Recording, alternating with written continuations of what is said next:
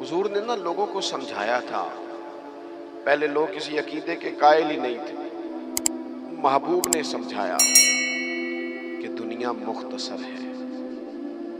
حضور نے بتایا کہ مرنے کے بعد ہمارے لیے جو قبر ہے اس کو صرف ایک پہلو نہ سمجھ لینا، وہ گڑھا بھی ہے دوزخ کا لیکن وہ جنت کا باغ بھی ہے. نبی پاک نے لوگوں کو ایجوکیٹ کیا، تعلیم دی، سمجھایا کہ تم ایک نظریاتی زندگی گزارو. فقط یہ 50-60 سال ہی کل زندگی نہیں، یہ تو تمہیں بھیجا گیا ہے کام کرنے کے لیے، کاشتکاری کرنے کے لیے. مرنے کے بعد تم نے اس کاشتکاری کا پھل کاٹنا ہے. تم اب یہ تعلیم اتنی راسخ ہو گئی لوگوں کے دلوں میں، اور صرف لوگوں کو نہیں سمجھایا. وہ ہمارے ہاں پیران نظام یہ کرتے ہیں، لوگوں کہتے ہیں فقیر ہو جاؤ، فقیر ہو جاؤ، فقیر ہو جاؤ. لوگ فقیر ہوتے جاتے ہیں اور پیر صاحب امیر ہوتے جاتے ہیں. وہ مالدار ہوتا جاتا ہے، لوگوں کو فقر کا سبق پڑھاتا جاتا ہے.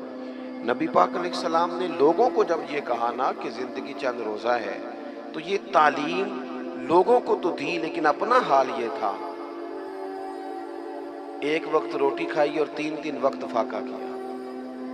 محبوب نے چٹائی پر آرام فرمایا. حضور موٹے بان کی چارپائی پہ لیٹے، موٹے بان. اور حضرت عمر فرماتے میں تبن سخت تھا، لیکن حضور کی کمر پر جب میں نے چارپائی کے نشان دیکھے تو میں رو پڑا.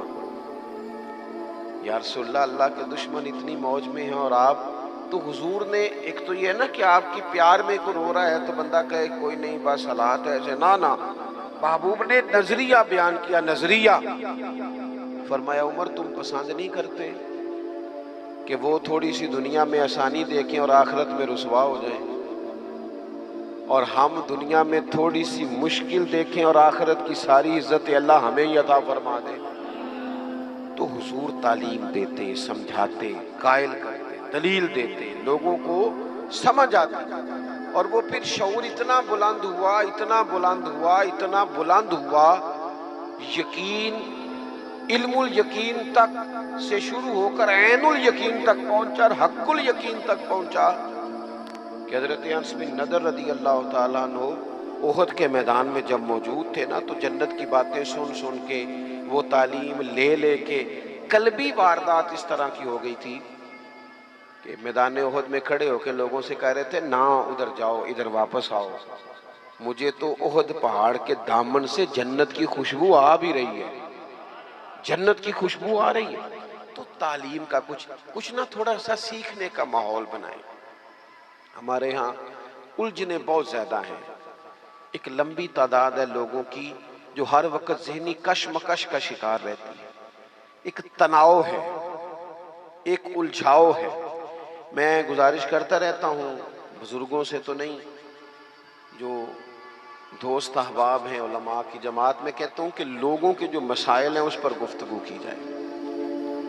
لوگوں کو ذہنی آسودگی کا موقع میسر آئے، انہیں پتہ چلے کہ یہ ہمارا اصل مسئلہ ہے. ہمارے جو آپ دیکھیں نا، حسد بہت بڑا مسئلہ ہے.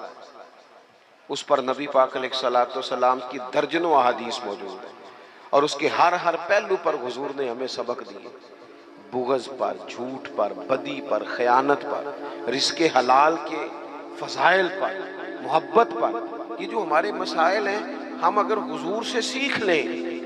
ایک جنگ بنی رہتی ہے گھروں میں، چوکوں میں، چوراہوں میں، آپس میں، دفتروں میں، کٹھے بیٹھنے والے لوگوں میں. حتیٰ کہ دینی ماحول میں بھی اگر چند لوگ مل کے کام کرتے ہیں تو وہاں بھی کچھ نہ کچھ آپس میں چیزیں دلوں میں موجود رہتی ہیں.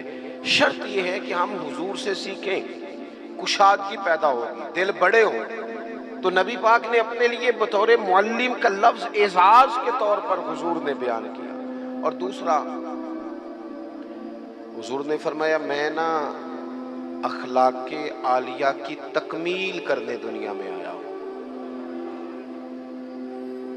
ایک ہوتا ہے کوئی اچھی بات کرنا، بہت سارے لوگ اچھی باتیں کرتے ہیں، اور آج کل تو سارے لوگ ہی اچھی باتیں کرتے ہیں، پر مسئلہ صرف اتنا ہے کہ کرتے دوسروں کے لیے.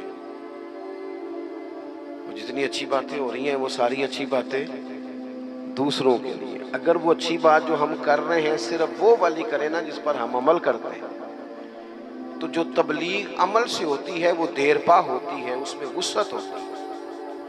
اللہ کے پیارے رسول صلی اللہ تعالی علیہ وسلم نے صرف اچھی بات نہیں کی، آپ توجہ کریں گے میری بات پر، حضور نے صرف ایسا نہیں کہ ایک اچھی بات محبوب نے کر دی، حضور نے وہ والی اچھی بات کی ہے کہ اس سے زیادہ اچھی بات ہو سکتی نہیں۔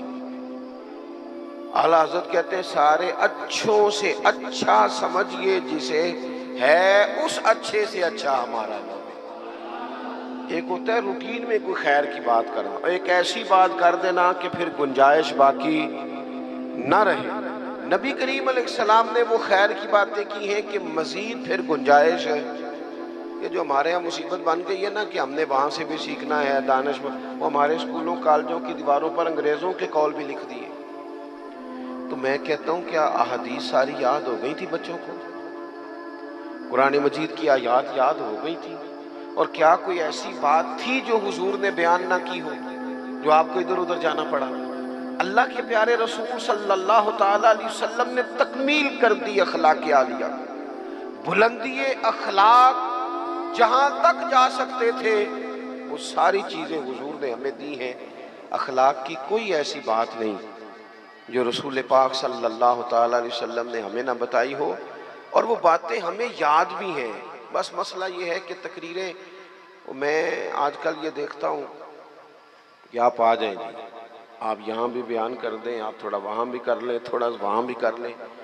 تو میں یہ اکثر کہتا ہوں دوستوں سے کہ اگر تو تقریریں ہیں فقط کانوں کی لذت کے لیے، پھر تو سارا دن سنو، اور اگر عمل کے لیے ہے نا تو پھر میرا خیال ہے 20 منٹ اگر کسی نے کوئی بات سن رکھی ہے تو وہ عمل کے لیے کافی ہے، وہ عمل کے لیے کافی ہے۔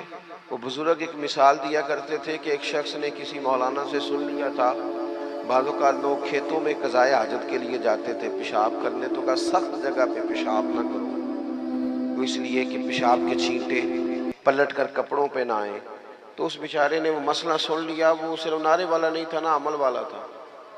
اس نے پھر نہ اپنی رومال میں ریت باندھ کے کندھے پہ رکھ لی، جہاں اسے قضائے حاجت کا موقع آتا وہ پہلے ریت رکھتا، اس میں وہ پیشاب کرتا تاکہ میرے کپڑوں کو۔ تو کسی نے کہا چل دوبارہ محفل میں جانا ہے، کچھ سننا ہے، تو کہنے لگا نا بھائی بس، جو ایک مسئلہ سنا تھا اس کے لیے کندھے پہ ریت اٹھائے پھرتا ہوں۔ یہ ایک سادی بات ہے لیکن سمجھنے کے لیے ہے، اگرچہ آپ ہنسے پر سمجھنے کے لیے ہے نا، کہ جن کا عمل کرنے کا مزاج تھا وہ تو یہاں تک تھے، اور جن کا خیال یہ کہ اب ویکھیا ساڑی محفل ہوئی، پھر راتی پھر آپ مزہ گیا ہے، او ہو کیا بھئی آپ نے اور میں نے یہی تو کام کیا ہے۔ نبی کریم نے بلند اخلاق سکھائے۔ ایک حدیث اگر میرے ملک میں نافذ ہو جائے نا، ایک، کتنی کہہ رہا ہوں؟ ہاں نہ نہیں کرتے آپ، ناراض ہیں؟ کتنی؟ ایک پہ عمل ہو جائے نا، ایک پہ بس، تو سارے مسئلے حل ہو۔ ایک بات، اور لمبی چوڑی نہیں، حضور کو جو اللہ نے جوامع الکلم عطا فرمائے ان میں سے ایک بات، اللہ کے پیارے رسول علیہ السلام نے فرمایا میرا مومن وہ ہے۔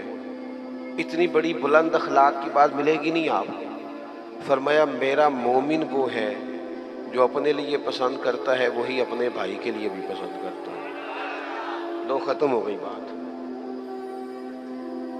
آج کے بعد زندگی میں یہ ایک بات طاری کر لو، ایک صرف، کہ جو اپنے لیے پسند کرنا ہے وہی اپنے، کوئی ملاوٹ ہوگی، کوئی آدمی غلط چیز بیچے گا، کوئی غلط چیز بنائے گا، کوئی خرابی پیدا ہوگی، کیوں کہ اس نے نا، میں دکان پہ ایک دفعہ کپڑے خریدنے کے لیے بیٹھا تھا تو ایک صاحب کہنے لگے پیر صاحب یہ لے لیا تو میں بھی پایا ہے۔ میں کیا سارے نو یو دیا کر جڑا آپ پانا ہے۔ دیکھو نا یہ کیا بات ہوئی، آپ کو پہچان ہے نا کہ یہ کپڑا ٹھیک ہے تو آپ باقیوں کو خرید، آپ مارکیٹ سے لے کے ہی وہی آئیں بس، جو آپ سمجھتے ہیں کہ یہ لوگوں کے لیے۔ کیوں ہم اس طرح کا کام کرتے ہیں؟ کیوں نہیں ہم سمجھتے کہ یہ غیر نہیں ہے، یہ ہمارے اپنے لوگ ہیں؟ یہ کیسے ہو سکتا ہے کہ کسی کے بچوں کو آپ ملاوٹ والی چیز کھلائیں اور بیماریاں آپ کے گھر نہ آئیں؟ یہ کیسے ہو سکتا ہے؟